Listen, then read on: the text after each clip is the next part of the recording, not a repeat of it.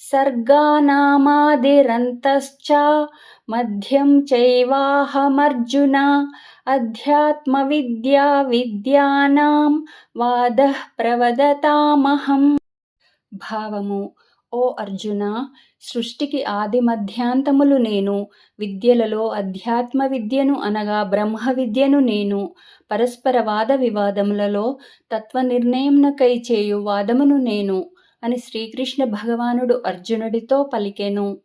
అక్షరానామకారోస్మి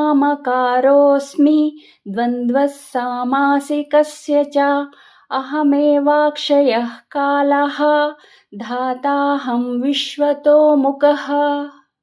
భావము: అక్షరములలో అకారమును నేను, సమాసములలో ద్వంద్వ సమాసమును నేను, అక్షయకాలము అనగా మహాకాలమును నేను, అట్లే విశ్వతోముఖుడైన విరాట్ పురుషుడను నేను, అందరిని ధరించువాడను పోషించువాడను నేను అని శ్రీకృష్ణ భగవానుడు అర్జునుడితో పలికెను.